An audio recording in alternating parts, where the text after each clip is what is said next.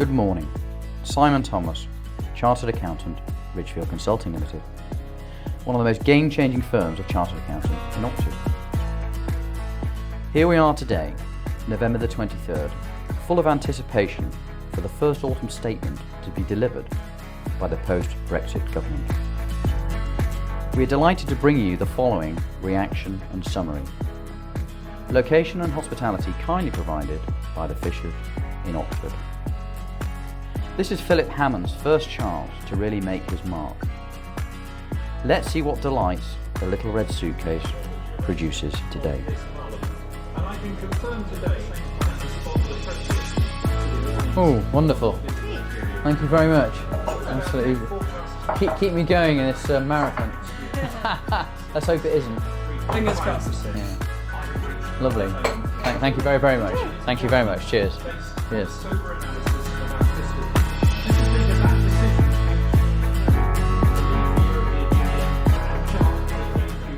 Universal credit taper 65p down to 63p. That doesn't sound like an awful lot to me. I'm sure it won't to other people as well. But here's the letting agent stuff. Now this could be interesting. NSNI savings bond 2.2%. Well, at least it's something. And fuel duty capped and yeah, no change there. So that should save you about £130 per individual per year. So yeah, people will be pleased with that one, Phil, I think.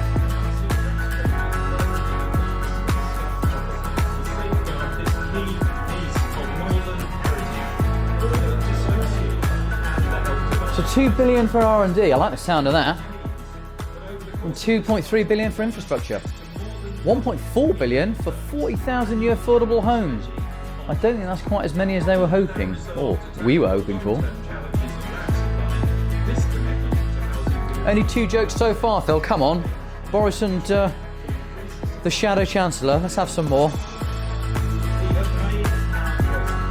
So one of the biggest things we've heard about is that he's going to get rid of the budget, have a spring statement and an autumn statement. Well, blimey.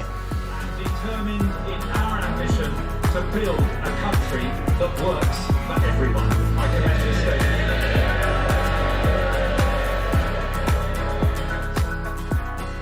So what do we make of all of that? Big Phil's first delve into the ocean of a post-Brexit world. Perhaps the thing that got the largest laugh was when he said that we were going to get rid of the budget and have a spring and an autumn statement. One thing is for sure, no mention of the long-term economic plan. Here are the most salient points per section for your review. Taxation. Personal allowance, £11,000 at the moment, going to £11,500 as planned from next April. Upper threshold, £50,000 as being the high rate before you start paying higher rate tax, still planned by the end of the government, which is 2020. Benefit in kind, a few changes here to salary sacrifice, but this is to do with some potential employees that have allegedly been abusing the system. So this is not going to affect your pensions and your cycle to work scheme, that's still in existence, that's fine. National minimum wage, that's going to go from £7.20 to £7.50. Supposedly a big vote winner this for the Conservatives. This is something they've taken off Labour. National insurance again, they are actually looking to align NI and PAYE, but they haven't quite got there yet. Interim step, however, will align employees and employers' elements at £157 a week. And finally, insurance premium tax, that's going up from 10% to 12%. In response to some other, again, abusive claims regarding whiplash that the government wishes to clamp down on.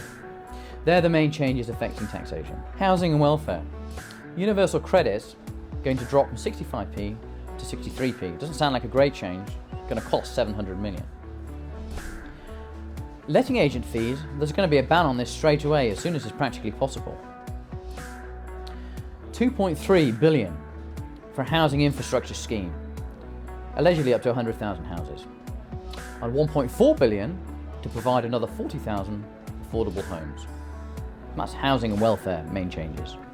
Business, not a great deal here at all. Corporation tax set to go down to 17% as previously planned. They're looking to double the UK exporting capacity. 400 million is going to be injected into venture capital firms from British Business Bank to unlock £1 billion worth of finance for high growth business.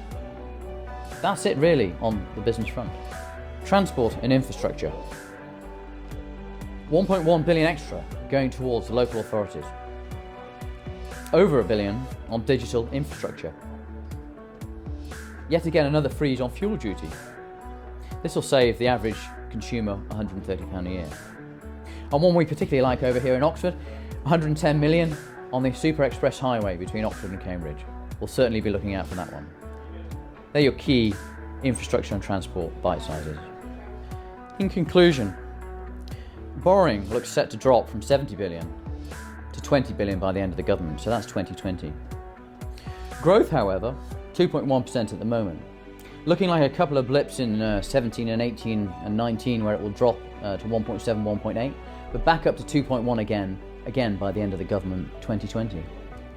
The one thing that they have admitted now though, however, is that there won't be a surplus by 2020.